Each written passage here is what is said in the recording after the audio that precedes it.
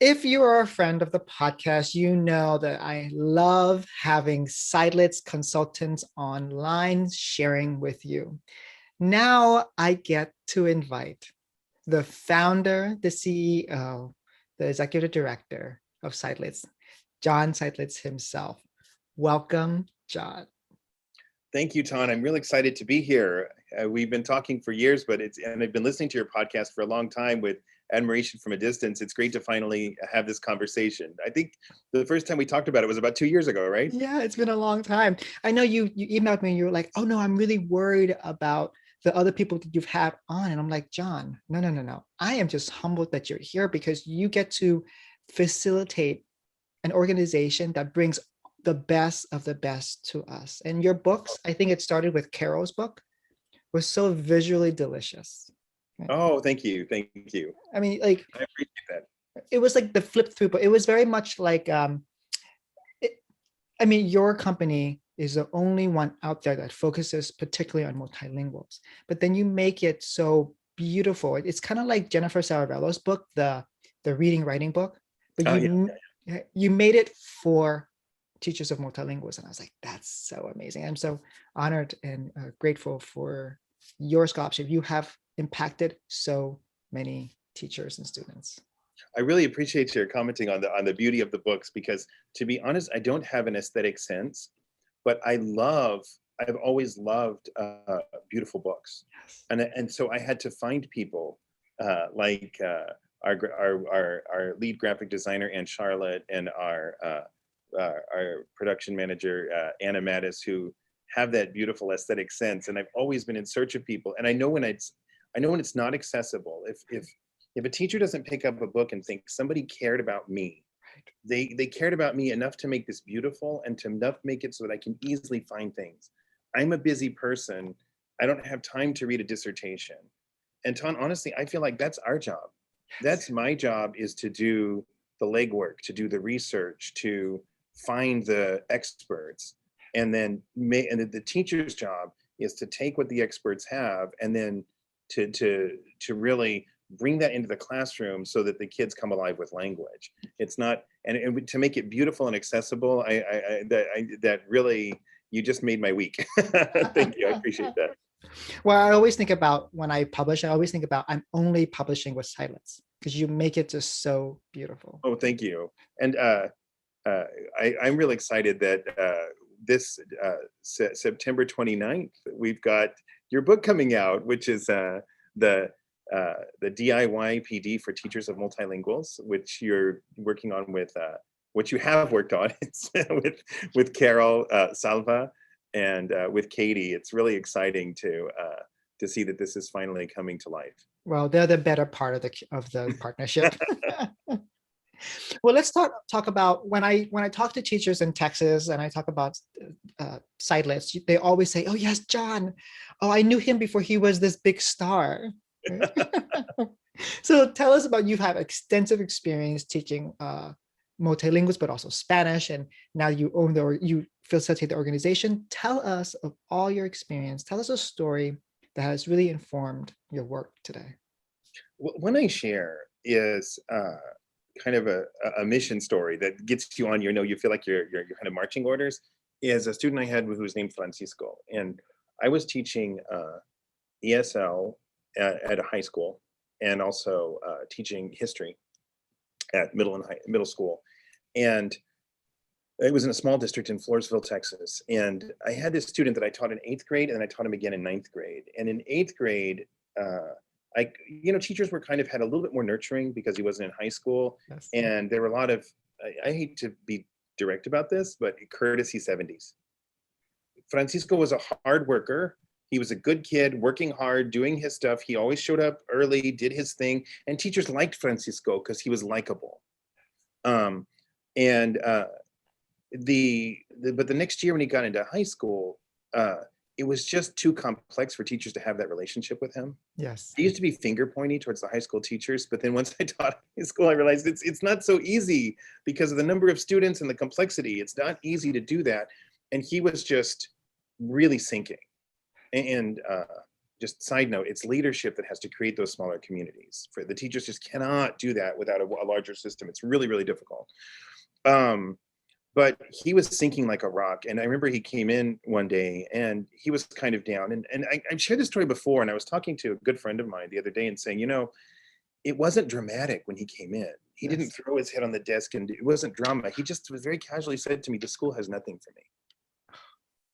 There's just nothing here for me. And I remember saying, I'm here for you. I can help you and I can be here for you. And he was like, okay. I mean, he was more whatever than it was anything else. So then Francisco didn't come back the next day. And he didn't come back the next day. And then he never came back. And I went to Lupe, our attendance lady, and I was trying all these things to figure out where he was and stuff. And I knew, you know, that his cousin went to our school and he wasn't very helpful. You know, basically so I went to talk to the principal and she said that he dropped out. Well, I had this image in my mind of what a high school dropout was because I was sheltered as a kid. I grew up in military schools overseas. So it was very multi-ethnic because it was in Japan. Right. And the majority of our students at our high school, we only had 4 white males out of like 65 people. And so, but it was in the military, and it was very, very sheltered. So that everybody who I went to high school with was in the military. Then I went to UT, and I met, I met Alma, we got married, but then it was a Hispanic Anglo culture, but I still didn't even see her extended family. I didn't see it. It was there, but I didn't see it. Even if you're going to Mexico, all I saw was work hard, you make it, work hard, you make it, work hard, you make it. Whoever works hard shall make it. Whoever does not work hard shall not make it. That was my vision. Yes. And all of a sudden I have a kid, and Francisco was working harder than any of my other students. He was working harder than Katrina, than Leticia, or even than, I'm thinking of Jacob, all these kids who I taught who were quote unquote hardworking kids, and they were, but they weren't working as hard as Francisco, and he didn't make it. And the reason why he didn't make it, it was me. I was in New Caney ISD last week, and somebody asked if EL's newcomers are so eager, and they are, and they're such hard workers, and they are, why is it that they often don't succeed in our high schools? Right. And it was a high school teacher who asked this sincerely, and I got it at the beginning of the day, and I said, I'll answer this at the end of the day because I have to think about this. This is a deep question. And I realized at the end of the day, I'll tell you what the reason for this is. It's called us. Yes. We are the reason. And so I went to, I was getting a master's at the time at UTSA, at University of Texas San Antonio. And I just kind of like was on a mission. I could talk about how that happened to me with history. I got into, before with teaching history, I got into Wilson County history and teaching kids the history of what happened to their families after the Mexican Revolution in Texas. And I mean, it was amazing with all these Latino families that didn't know their history, and junior historians. I had this fire about history. I did not have it about ESL. I was asked to teach ESL because Ms. Porter came in and said, our principal's like, hey, do you want to teach ESL? I'm like, why would I want to do that? And she's like, well, your wife's Mexican, right? And I'm like, her family is from Mexico. She's like, you speak Spanish? I'm like, un poquito. And I'm like, okay. So I went off and got rubber stamped to teach ESL, but I didn't have a fire about it. But Francisco, and I'm using Francisco as just one kid. It wasn't just him. Yep. I saw other kids, and I mean, I still think about it. I look for these kids on Facebook, and I don't know, I've never found them, some of them, you know. Later on, when I got better, Maria Ruiz was a student with special needs who was a student who now we would probably call Slife. And I don't mind using her name, but Maria graduated, and I had her after Francisco. When I learned what to do, and I learned how to do this better, then what was happening was better, you know. And I feel like even just the ability to identify when student had a learning disability, which was just all of these things that was that I learned about. And what I learned about Francisco was that he was present in middle school, and I would say he was even cared for in middle school. Yes. He was not fully included in discussions, in assignments, even with so-called differentiation. Sometimes it was more like, you do this. Right. I mean, sometimes differentiation became almost like segregation. Right. Yes. It was, and I'm a big supporter of differentiation. Carol Ann Tomlinson all the way. I mean, that was my school. I grew up in that. But it's also can't be that that here's what we need you to do to be able to graduate. And we're not going to do things in 8th grade, 7th grade, 6th grade, 5th grade that we know we're going to get you there. We're not going to do those things. Right. That's where I think that we have to think critically as teachers who aren't in high school about what are those kids going to be experiencing when they're in high school. And so for me, I got a fire about it. I went to USTSA. I had courses with Dr. Mariela Rodriguez, who later co-authored our first admin book with us. I still can't call her by her first name. You know how that is? I still call Dr. Smith by his first name. Every time you say Howard, you just feel like it's blasphemy or something. Yeah. He's like, John, it's been, years, but you're not Howard, you're Dr. Smith. Right. But fortunately, Dr. Monica Lara was not my professor. I met her at Region 20, so she's Monica, right? but anyway, so I learned about equity, and I learned about that it isn't always if you work hard, you make it, but that we have to provide structures. Right. And the structures are not just at the societal level, which they are, and they need to be there, and they're not just at the campus level, but it's also at the classroom level, so that putting these structures in place is everybody's responsibility. And so for me was, how do I have a structure that gives kids the gift of language acquisition? How do I create a structure, or structures, plural, that give kids the gift of language acquisition in my classroom? That was the first piece.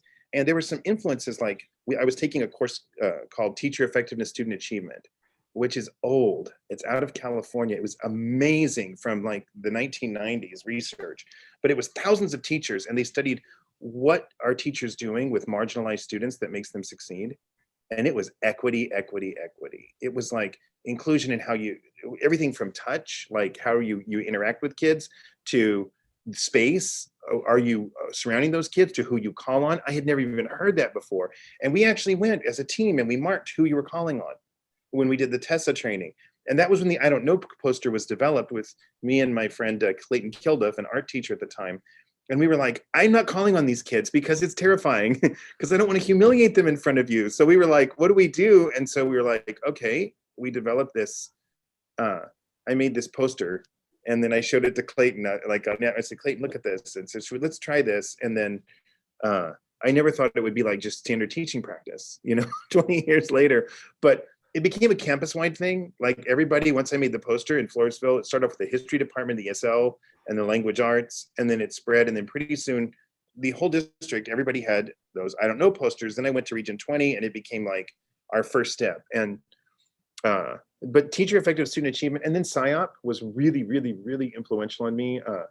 I can't say enough about Dr. Echevarria and Dr. Short and Dr. Vogt. The time I spent with them on the SIOP National Faculty, and just getting my understandings of EL research and inclusion and all of those things, is we are all in the shadow of SIOP. And of course, there's Krashen and the idea of comprehensible input, and that we always, every single training I do, no matter how long, I talk about comprehensible input plus low stress opportunities for output equals language development. Right. It's not low stress kicking through the door.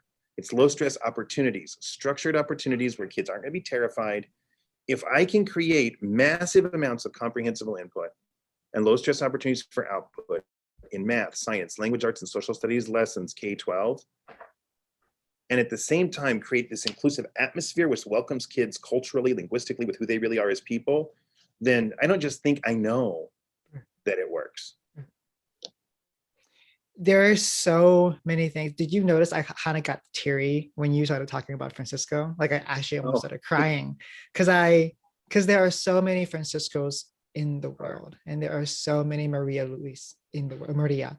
And I guess what you're saying is, when you stop finger pointing at teachers and kids, you start looking in the mirror and saying, what are we doing? Right. What can we do? And then this, I also wrote down the limitation of grit. Oh yeah. Right. Because like this concept, this narrative of like, they're not trying hard enough. And then we have to say, you're finger pointing at them. And we have to say, what structural things and policies are we putting in place that's limiting their interactions, limiting their comprehensible input, and not structuring their output. So I thank you for sharing that story. You talked about Krashen, you talked about comprehensible input, but we have to now structure for comprehensible output. And that's everything in the 7 steps. Can you talk about the seed of 7 steps and then go into talking about each of those 7? Well, the seed was really when I was teaching and we were trying to do TESA, Teacher Effective Student Achievement, in an ESL classroom. How do I include all the kids in instruction? And then at the same time, we were doing the comprehensible output. And then we had this thing was really challenging. And I started doing these things in my classroom and then teaching my team how to do them. And then we had something that happened in the late 90s, early 2000s, started in Texas and spread throughout all of America, called accountability and no child left behind. And at that point, with like, 5-6 years experience, we had such high turnover in a high poverty school that I had more experience than anyone else in the building in history, and I was a department chair. And so actually I was lead teacher. I called myself department chair to give myself an air of authority. I had no authority, but our curriculum director, who was from Nacogdoches, Texas, which I don't know if you know Texas, but that's East Texas out by Louisiana. And he would come around and give me, and we were more like just southeast of San Antonio. So he would come out and give me a hard time and tell me, John, we have to get 90%. You just have to pop up that hood, get this car fixed. And he's my friend, Don's my friend, so that is not picking on him. And so that is totally Don. But he used to come out and Dr. Ballinger, I still have to call him Dr. Ballinger, right? But he came out and said, we had to get 90%. And we had our subpopulations in the 30s. And overall, our passing rate for the social studies assessment was 67%. So at the same time, I was hearing all the stuff about language and poverty, things like Marzano was doing with, the stuff about the different, the quadrants about the number of words and stuff. And of course, now we know it ties a lot more with parents' education level. It's not necessarily poverty per se, but there's, I was seeing this with the kids I was teaching, that this was a language issue and not just for English learners, that this was actually an issue for all kids are in some sense multilingual because they're navigating different registers. Yes. Kids are using a social register and they're using an academic register, and some of them could navigate those registers because they've been given experience in an academic register and the assessment is in an academic register. But my students in Floresville, not all of them, the majority were Latino, but we also did, that's not all the ones who didn't have academic register. I had kids of every race and even wealth level who didn't really have access to the language of the assessment. So fortunately, I had all new teachers on my team, brand new teachers. And so I acted like I had more authority than I did. I asked our principal for an extra period off. I stopped teaching ESL, only taught social studies. And I would go observe them. I would tell them, you need to have structured conversations. Yes. It was literally like a foreign language class, in the sense, a high quality foreign language class. There was reading, writing, talking every day, sentence stems, reading every single day. There was at least one passage to read. There was reading, writing, talking, and I was in there. And I was really, really like, maybe they experienced it as tyranny. I mean, using air quotes. But today we call it instructional coaching. No, I'm just kidding. I love my coaches out there. But unfortunately, I didn't have like all of the, I didn't have Costa and Garmson or Jim Knight or any of that kind of stuff. So I was just telling them what to do, but it worked. And they loved, I still love Charlotte and Kevin, and those folks are still cool with me. But we went from 67% passing with our subpopulations in the 30s to every single subpopulation above 90%. Wow. And that was what got me into training. Was I got a phone call from Jourdanton ISD where they were, the principal's like, can you come show us what you did with your teachers? And honestly, I showed them too much stuff. And that was where my co-author for 7 Steps, Bill Perryman, came in, because we started working together with teachers in Northeast ISD. Right. And that was where we really refined it. We worked with teachers over like a 2-year period. And it was 3 years. And the first summer it was this big, and the next summer it was this big. And then Bill and I went, the next summer it was this big. And one time we had pies and cats. I mean, it was crazy with little acronyms. And the QSSSA became something that really we kept refining. What are the core central elements? Right. And then we go observe the teachers and say, are they able to do it? Are they able to do it? Because the question was not, what are is what we're teaching them research-based? We knew it was already, each of those elements was research-based. The question was, are they able to do it? And eventually, once we got it down to where they were able to do it, which is around 2000, then I participated in a study with Dr. Castillo in where it was incorporated as part of a larger study in Arizona State University. And then we published the 7 Steps book about that time, the first one. And now we're doing this December, the 10th anniversary edition. And so we're really excited about that. And we had the research this year, our first year of the research, which is going to be published online this summer in the online paper repository for the American Education Research Association. So we're real excited about that. We presented this year at AERA, the first year of our 3-year study that we're doing. So right, and that's the goal of this podcast, to say not just, oh, here are strategies, but it's to say, here are strategies, here's what the research says about our strategies. yes. So we'll talk about those. But before we get there, I know teachers are in their cars and they're saying, wait, John talked about the I don't know posters. Can you talk about that before we go to the 7 steps? Sure. The I don't know poster is the first step of the 7 steps to a language-rich interactive classroom. Right. And it's teach students what to say when they don't know what to say. Right. And the idea is that it doesn't have to be a poster. Some teachers use posters. Some teachers don't do anything at all, but just the kids memorize it, and then they just go over it and over and over it. So the poster is just a very popular way of doing step 1. And it's just a poster that says, like, the first one would be something like, may I please have some more information? Yes. The second choice is, may I have some time to think? Yes. May I ask a friend for help? And then you have these different options. And working with teachers, my favorite was not to sell them a poster, but to brainstorm with them what works in your classroom, to make your own. Because if you're in a dual language setting and I'm writing them in Spanish for a 2nd grader, it might be different than in a monolingual algebra class, where they may have different kinds of things like that they may want to use. It's different. But the core idea is, no one in your classroom ever is going to be frightened for you to call on them. Right. That you're going to communicate to the kids right from the beginning. This is why it's step 1. I am not here to humiliate you. Right. I'm not here to embarrass you. I am here to support you. And guess what?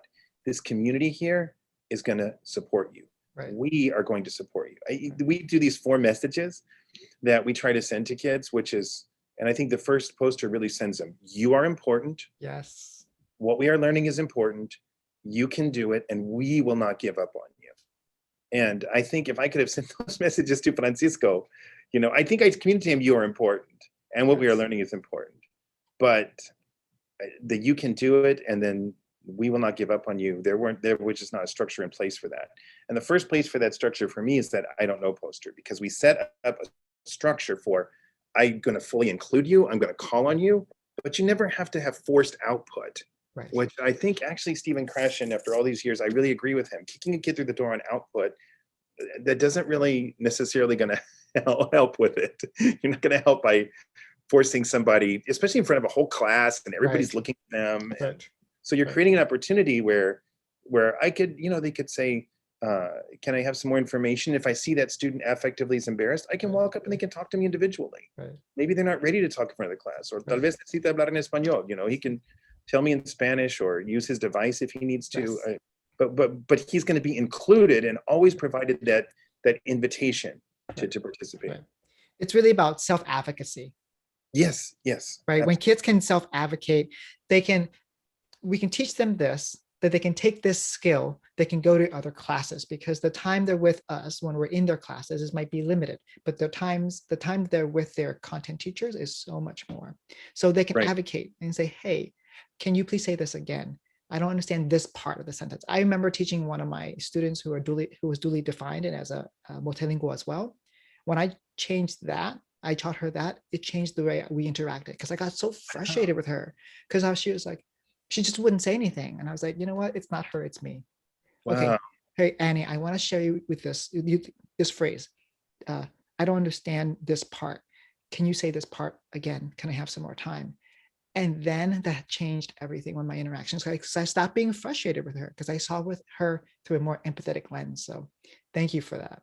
Oh, thank you, Tom, for sharing that. I know that when I first did it in Floresville, it was the middle of the year. So you're trying to change it to classroom culture. But within a week, I was less tense. Yes. They were less tense. Yes. It was just like this tension was released from the, I'm not going to be, because actually the Tessa, I really agree with this. I read online sometime, but some people call them equity sticks, which we'll get to in a minute, right? But sometimes if you haven't put a support structure in place, randomly calling on kids is just so unfair. Right. Not unfair is not the right word. It's problematic. Stressful. Stressful. That's a good word. I couldn't think of the right word. You're just creating a lot of stress on the kids. Right. And we know from Dr. Krashen, when kids are stressed out, the affective filter goes up, right. And they're using all their cognitive resources to avoid the situation and not to, exactly.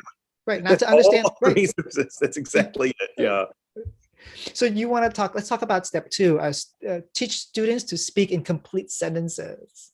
Yeah, so this one I've gotten pushback from, have students speak in complete sentences, because the way when you say have students speak in complete sentences, in the book it says not all the time. Yes. This is, and I say that really clearly, and in the new edition we're putting it in bold. It as a pullout, because occasionally I've had folks walk around and they feel like the kids have to communicate an academic register 100% of the time in the classroom. And the first thing I say is, when I do that step, when I'm training it, I say, have students speak in complete sentences. What we mean is every single lesson, you're going to provide an opportunity for students to communicate authentically using academic register, using a complete sentence. In that way, you can also be social. When kids are like in a dual language program, or I have newcomers, it can also be a social register, or kind of a social English, where the kids are communicating complete sentences, because that's also challenging for our newcomers and our level 1s and 2s, or newcomer intermediate students that we've got. They're challenged with that as well. So I don't want to exclude the social from the complete sentences, but the biggest part of the goal was to have some opportunities where kids feel safe communicating in academic language. You're using that academic register, so that it's not about kicking kids through the door again. It's about consistently, daily, every single day, they're going to have that opportunity. Now, the pushback I've gotten from friends, good friends and colleagues, especially initially, less now, but initially was, isn't that forced output? And I'm like, no, it's an opportunity. It's a consistent opportunity. If it's forced output, it's not what we're asking you to do, to kick the kids through the door. And then the other thing I got was, aren't you overstructuring kids' language, and you're valuing a certain kind of language over another kind of language? And I said, what I'm trying to do is give what you just said, Ton, self-advocacy and communicative ability to the kids that they're seeking, that they want. I want to give them the ability to navigate all these different registers. And here's what I found. When kids are in a small group and you give them a good question, and we can talk about that a little bit when we get to step 6, you give them a really good question and they just start talking. And the kids are just going off and they're talking, and they start off saying, based on the information in the passage, I disagree with Calhoun because, and then they slide into social register because, man, that guy was crazy. I can't believe the way he's thinking like this. And you see what I said over here? Here's what happens. Some kids have different social registers. Right. And they're learning to understand and respect one another culturally in that context. But the academic register becomes one more piece of that. And guess what? That's the one they're going to be assessed in that classroom. Exactly. And if I'm not equipping kids to be successful with what they're being assessed on, am I really doing them justice? I love, a great read is Lisa Delpit's Other People's Children. Have you ever read that book, Tom? No, I haven't. It's an old but a good book. It's Other People's Children, and it's kind of like she talks about kind of like teachers who are not from urban environments, or teachers who don't have experience working with students of color, and I remember reading that book and being very, very challenged by it, and dialoguing with Dr. Lara about it, about how, wow, I have to be looking at respecting my kids' culture, but also giving them access. Right. Giving them the same keys that everybody has, so that it's not so flat. It's not so flat. It's about really honoring where the kids are. But to me, the complete sentences is because I have beginning and intermediate kids that desperately want to pronounce. I was talking about this earlier. I had kids that, when we did a survey at a high school here in Texas, and we asked the high school students, what's your number one goal? About 33% of the kids had said pronunciation, that they were embarrassed talking in front of other kids. They wanted to know how to say things. Well, if I'm not scaffolding sentence production, all day long in science, math, language, arts, social studies, pronouncing, I use the language, we use the language, you use the language, and providing that opportunity, then what happens? Well, the kids aren't able then to get what they want. What they wanted was to be able to pronounce correctly. What they want to be able to be successful on the assessment. So I have to give them those keys, but I need to do that in a way that doesn't also shut them down or shut down their culture, and enables the kids to we're getting to the other steps now, but to interact with a lot of different kids from multiple perspectives using various uh, forms of language and various communities that they're bringing to the table. So I wrote down, what I love about this step is that you don't have to say speak in full sentences and go. You say speak in full sentences using these sentence stems and using these sentence frames. And when I see sentence stems and I see sentence frames, I see structuring not just language, but Yes. structuring thinking. Yes. Right. Yeah. When we say, for example, you just gave an example. When I read this article, something that stood out was, right, or something that I disagreed was. So they're thinking about something they're disagreeing, or even you can say comparing this article to this article, right? And so the students are doing the thinking with the sentence stem. And I want to tell you, I always get pushback as well about language, like academic and social language, and there's a hierarchy. This is what I tell people, and I'm going to use your language. And I say, it's context. We want to have kids, I say tools in a toolbox. Language is, there's only one language by Ophelia Garcia, and that language is communication. We use different languages to be understood and to communicate. The language you use at a barbershop would not be the same language you would use at a job interview. Yeah. So if you're using a language at a job interview, that door might be closed. So you need a different key. You need a different key to open that interview door. But if you were using that interview language at a barbershop, the relationship wouldn't be there. You need a more relational language. So that's a different key. So I just tell people, it's not about the hierarchy of language. It's more about different keys, different tools, using different contexts. You can't just have a hammer for everything. So that's why it's yeah. That's why I really don't want to overmanage. You have to really understand that it's about providing consistent opportunities. Right. It's not about hyper managing, because that's when you start shutting down kids' different registers. You can also provide opportunities with genre for kids to use their own language or their own styles of speech. Right. We did a lot of things, like in the book, we have an activity called Prop Box Improv, where the kids would just take stuff out of a box. I'd go to like the dollar store or Goodwill and just throw a bunch of stuff in a box and get there and say, act out what you just read using this. And there's very little structure except you use these vocabulary words in some way. And the kids would use their own social, what kind of home language. They'd use some Spanish and some code switching and things like that when they would do these skits, and they would be honored. They would be honored for the class, because sometimes the anachronisms would be humorous, using a modern language with something that's from way back in the past. And sometimes they'd be humorous. And some of my very best memories of teaching were in these activities where kids' authentic, linguistic, personal, cultural selves would come to life in a place where their language is being honored, and then they're able to do those kinds of activities. Right. You're just honoring the language in this. When you say help students speak in billion sentences, you can still honor students' languages and cultures as you do that. Right. Let's look at step 3, randomize and rotate. We've kind of talked about this a little bit about it's some people, they call them equity sticks. So they weren't calling them that in the early 2000s. We had these things in Texas called the reading academies, which was, I think, the first time. It was late 90s when I was first exposed to these.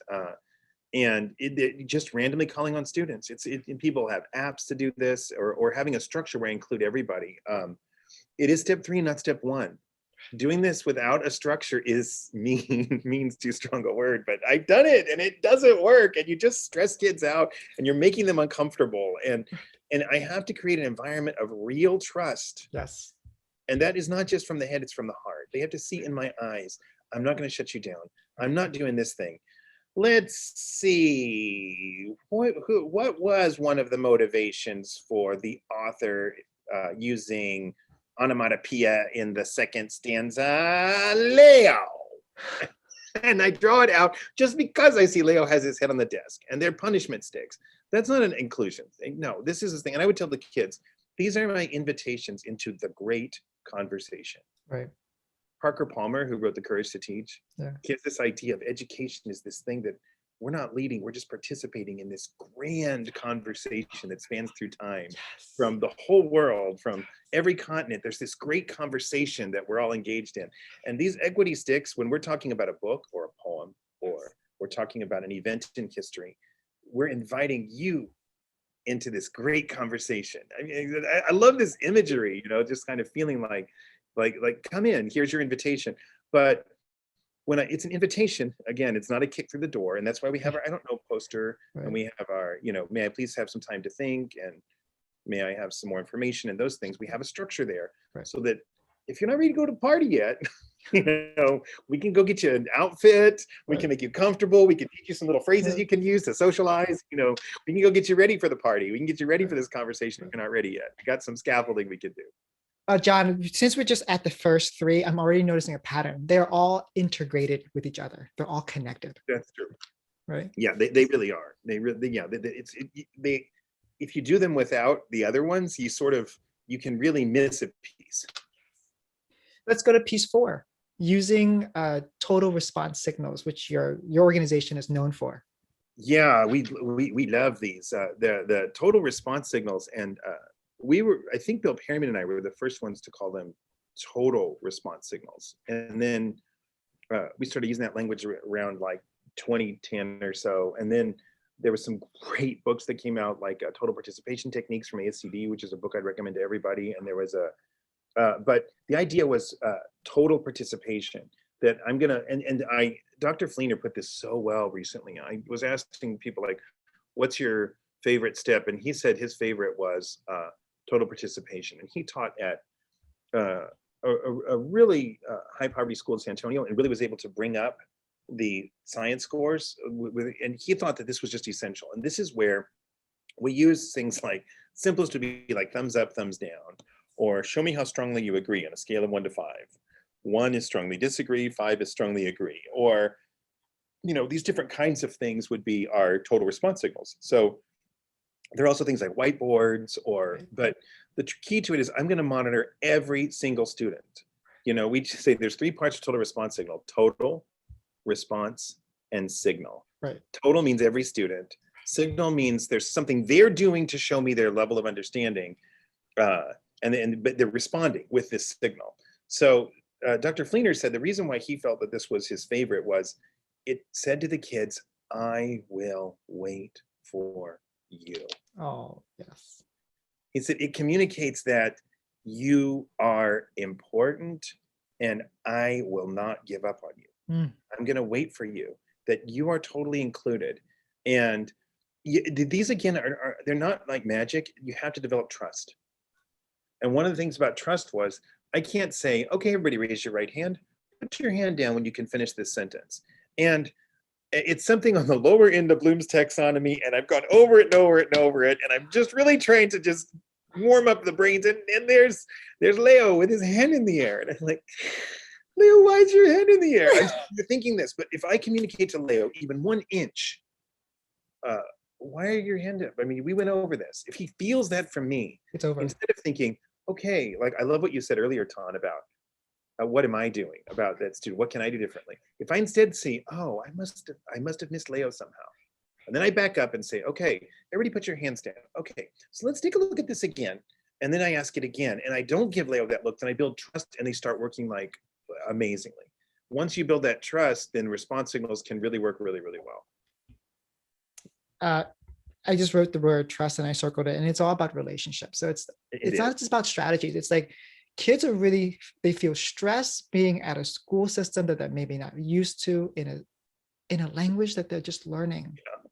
And they need to know that we're not going to call them out or make them feel less than. Definitely in middle school and high school. When you make a kid feel embarrassed, you've lost them for the year.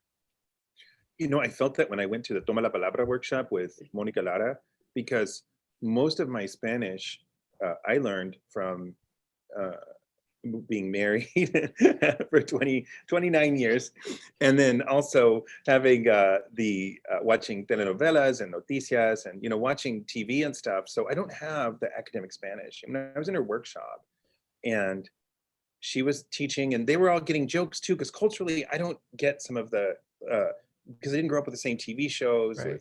with all these different things that they're all getting. And then when she called on me, and when she would use the steps when she was teaching, I was like so grateful.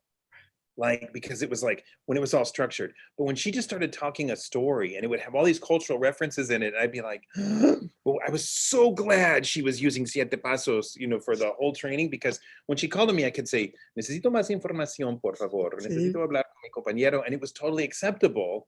And I wasn't like, oh, he's the Anglo-parlante, doesn't know how to speak Spanish. It was like, okay, he's just using the steps. And I was not humiliated because I'm not comfortable. I mean, I had some graduate classes that were taught in Spanish, and I felt the same way there, but I never felt comfortable like I did in Monica's workshop.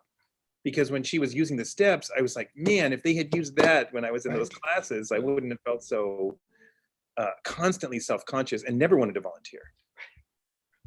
And so you're saying these steps help kids participate in the way they feel comfortable.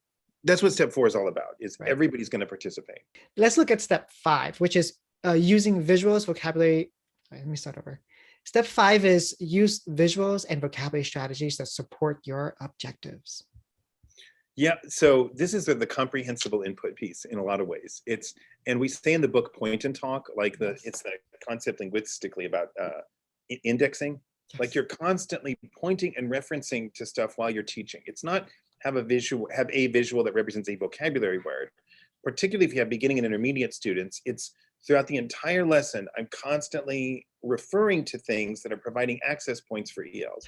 I do simulations when I'm teaching teachers who are learning to work with ELs, and I like to teach a little bit in German, because there's not a lot of people that speak German in Texas. There's a few, but it gives them that experience of not knowing the language. And I use and I do, you know, if you can do one with visuals and one without. And they get this experience of, oh my gosh, how, when I was just referring to things, and I say, die erste drei Präsidenten der Vereinigten Staaten war, without pointing to the United States and presidents. And then I just talk a little slower and point. Die erste drei, and I'm showing a 1 and a 3, Präsidenten die Vereinigten Staaten, the United States war, and I'm pointing to the United States, they're like, oh, first 3 presidents. They've got an anchor. They have an anchor. But when you do it without pointing, you're losing it. And it says visuals and vocabulary strategies that support your objectives. So you got the visuals, the constant point and talk. Vocabulary strategies is an ocean. But essentially, I'm still an advocate for all the different pieces of Marzano's book, Building Academic Vocabulary from 2004. I think it just has so much there that's richness that we talk about in the book. And then the support your objectives from SciOp is where I really learned about language and content objectives, and working with Dr. Short about, you know, having all of those, and Dr. Echeverria with the structure of just having those. And I think another person who's great about that you may want to have on Sunday, Kate Kinsella's work with structuring language is really nice with it. Writing that down.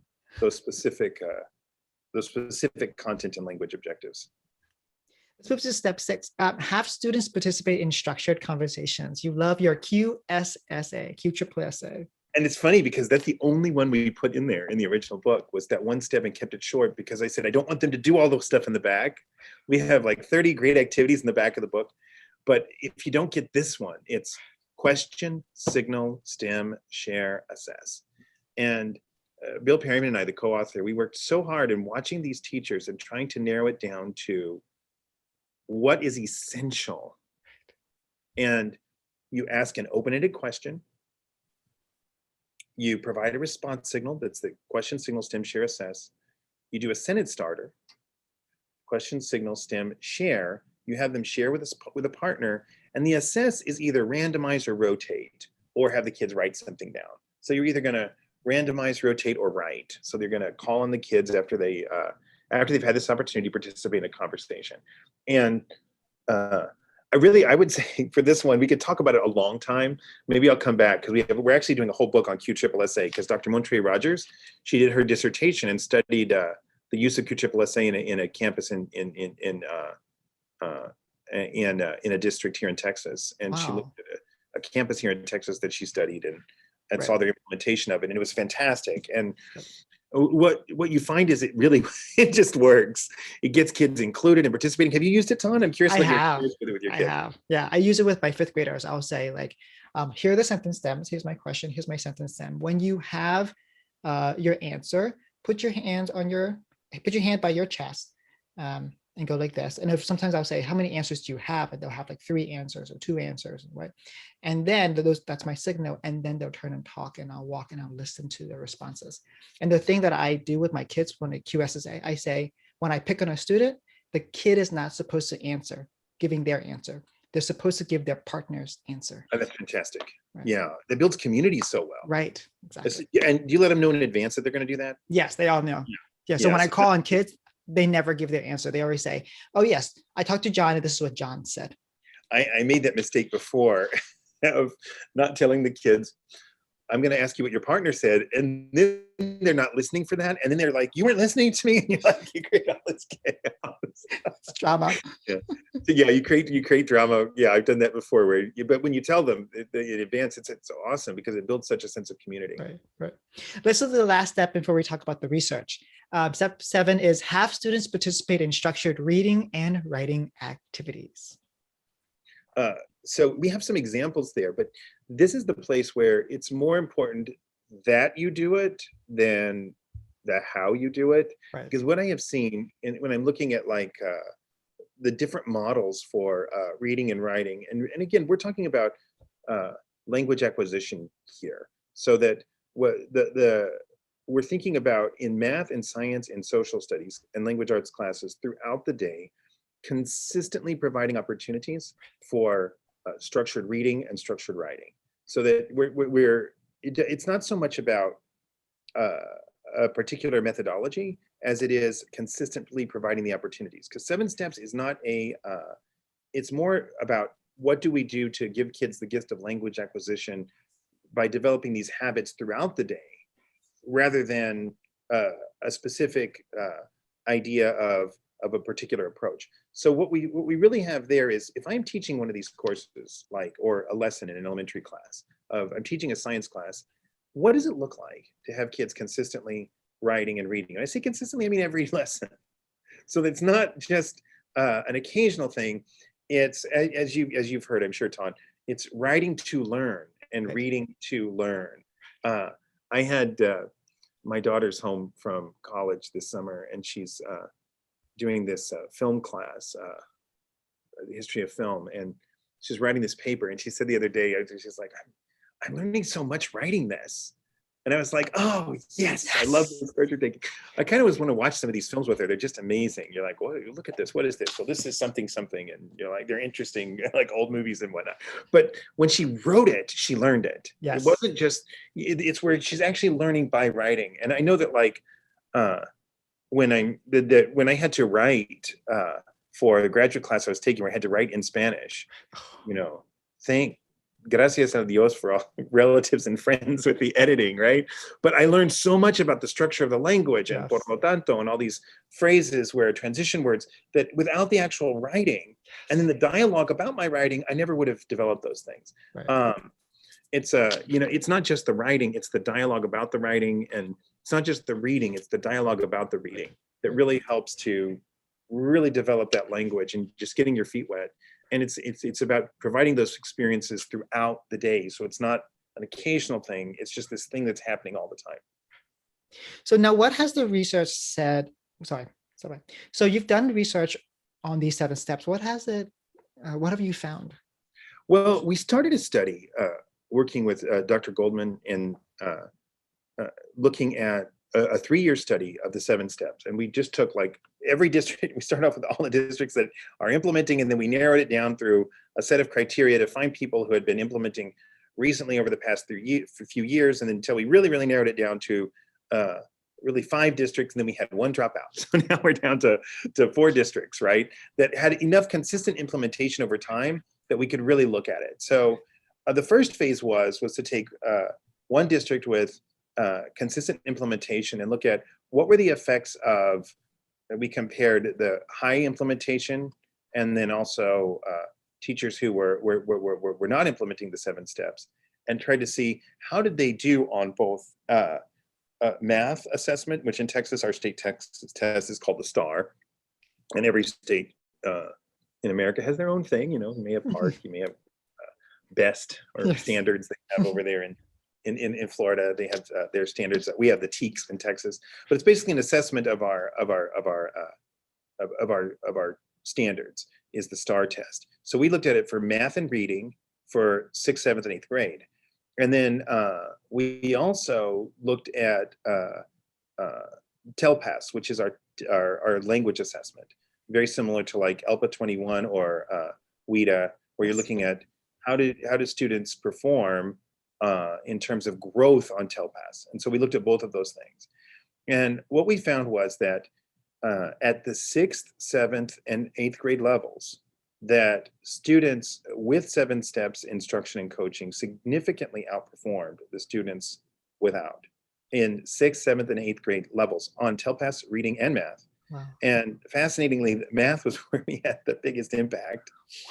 And the other thing was that the longer they were in 7 steps classes, the higher, the longer the effect was on the student. So if the student had it 6th, 7th, and 8th grade, the effect in 8th grade was larger than it was if they had it 6th and 7th grade, which is larger than it was in 6th grade. So the effects were cumulative over time. And this is just the first year of our study. And we presented that at AERA this year, which was really challenging in the online environment with all the things that were going on, and thought, the year we're presenting, we don't get to go, right? I really wanted to go and see all that. So maybe in a couple years, we're probably not going to publish the second year results this year. We're going to wait till we get all 3 years. And when we finish the entire study, we're going to publish the other results, because the next phase we're looking at breaking it down to try to look at specific steps. And we're going to try to look at the teacher level of and we're also going to look at teacher self-assessment and compare that with an observer assessment.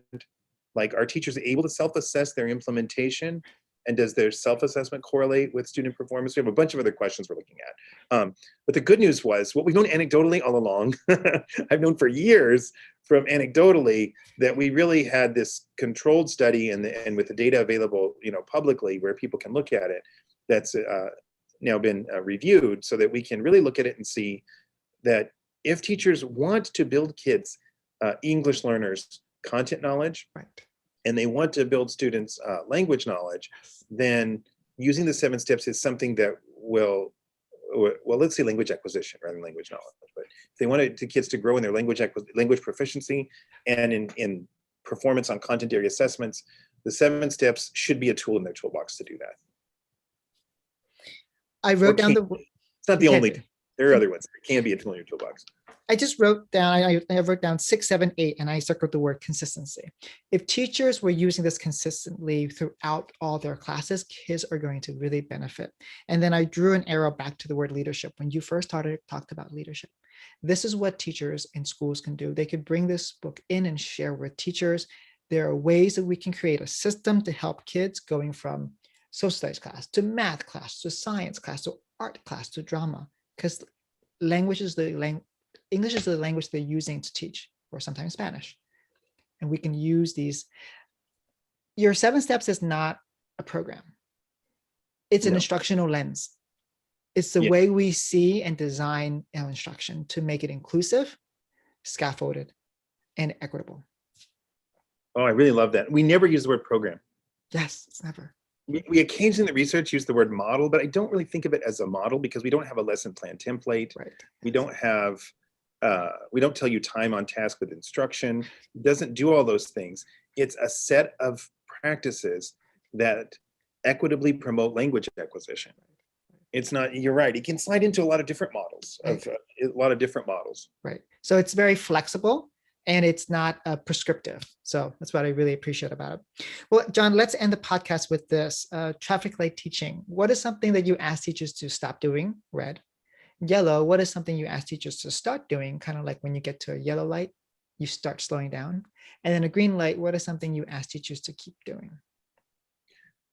I think one thing that I would ask teachers to, if we started with a negative one, with the stop doing, is I would ask teachers to stop being afraid of calling on students. Yes. Don't be afraid to include kids. I was telling my kids just a story yesterday about this young man named Casey, who, when we very first started inclusion in the 90s, and I was teaching, and we had he was had cerebral palsy. He was reading on a first grade level, and he was included in my 8th grade history class.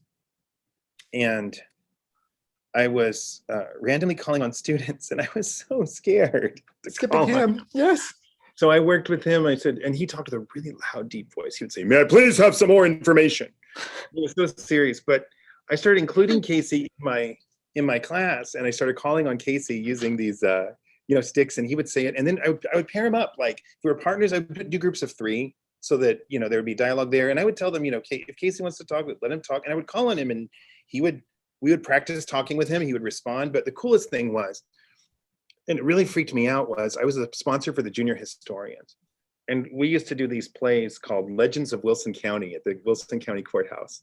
And the kids would find local legends. So you probably don't know Texas, but there's something called the chupacabra, which is this goat sucker that it's a Texas thing, right? It's a local legend. And these kids actually saw a chupacabra in Wilson County that actually attacked their cows.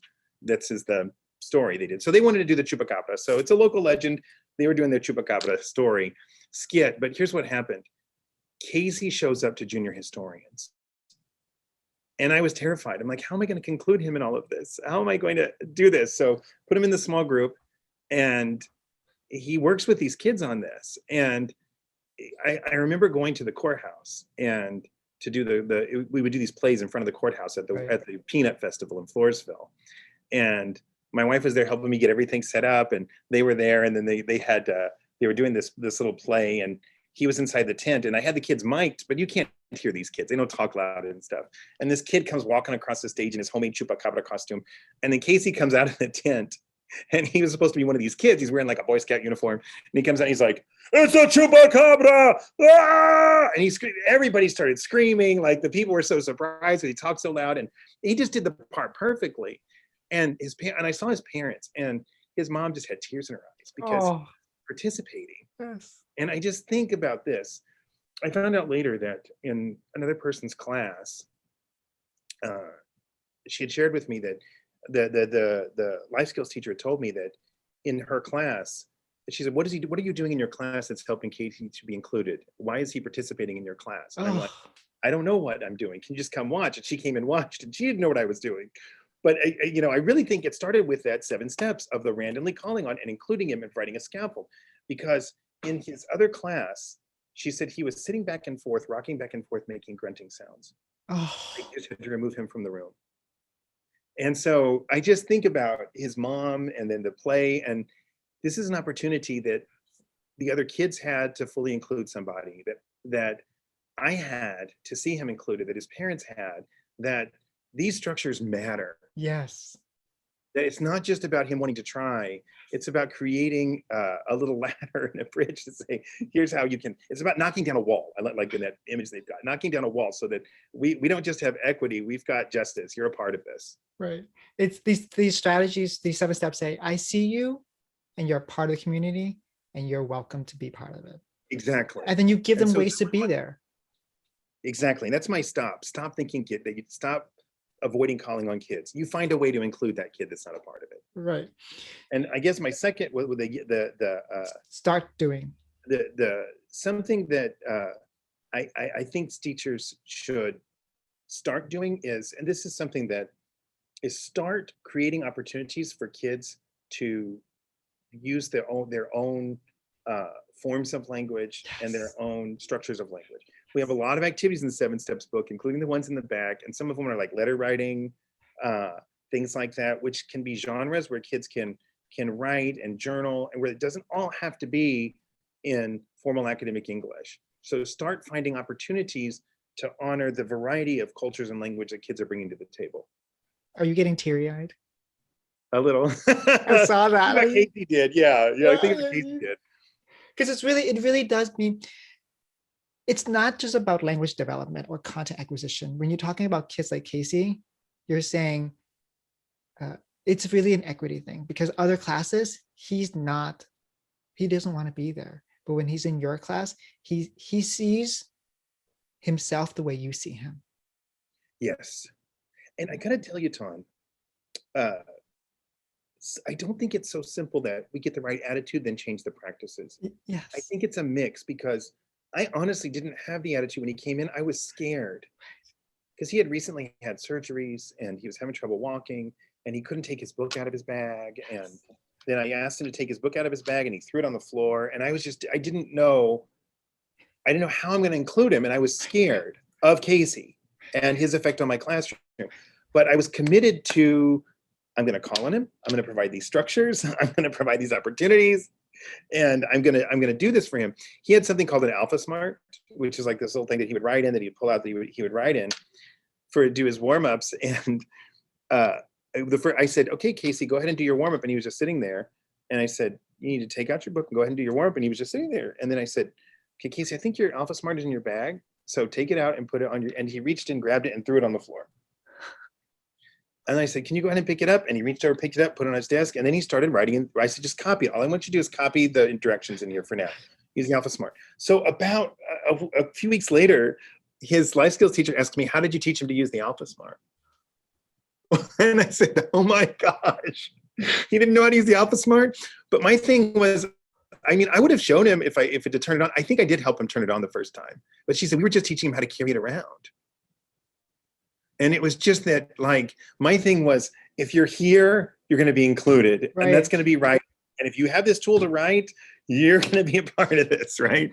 And so it didn't end with him, doing this at the county courthouse, but the play that we did, I mean, was how it ended up. But it starts with just, you're in my classroom, and then as I saw him doing, my sense of what he could do grew. And when he came to junior historians the first time, I was kind of scared. How is he going to participate in junior historians? What are we going to do?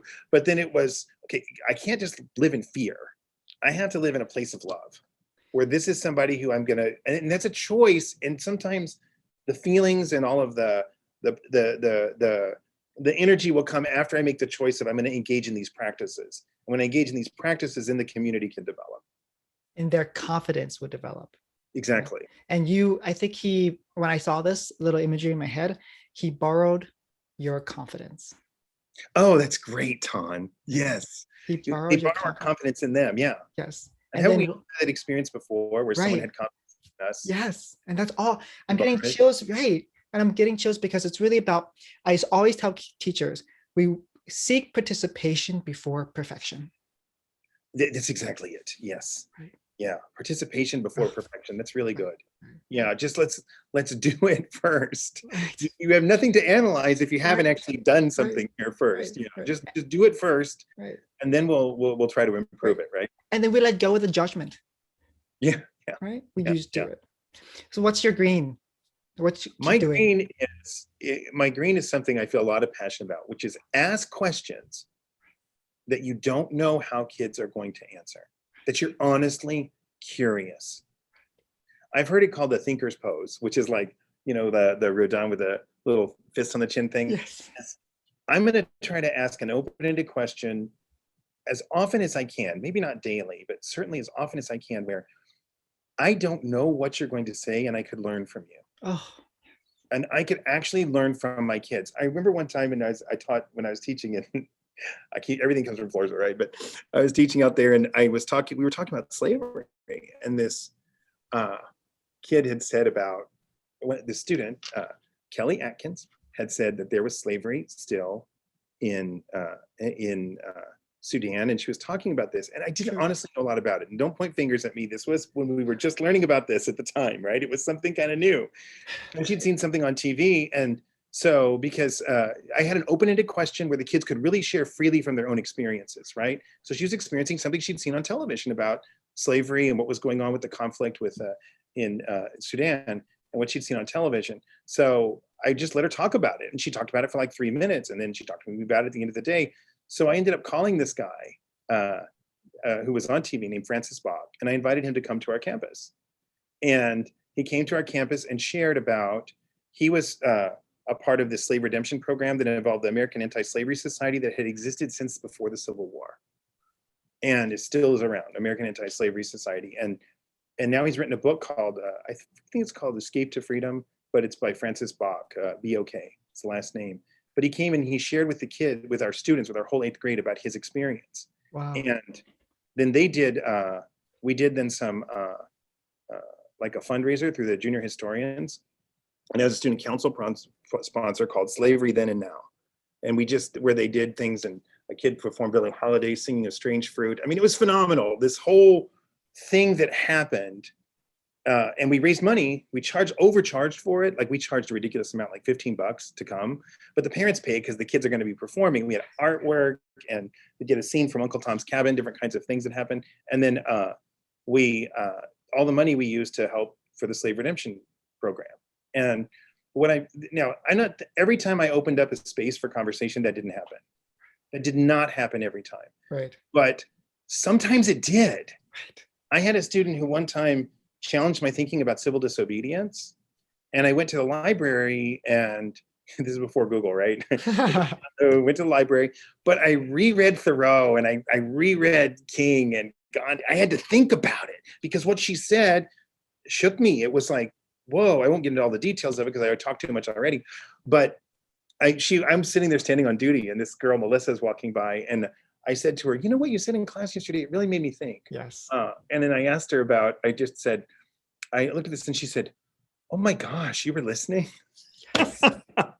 So, and then for a few minutes I said, here's what I'm thinking about this. What do you think about this? And then she immediately got back into her Melissa self and started arguing, dialoguing right there while I'm on duty. And I hope the kids were safe, right? Because I'm on bus duty. But it was one of those things where, like, asking questions about literature and about history, about science, and about how kids think about math, asking questions where I want to know what you're thinking because I have something to learn from you. Oh, yes. I don't know your culture. I don't know your background. I don't know everything about you. I don't know your life experiences. I don't know how you're reading this text. I don't know what you're bringing to the table.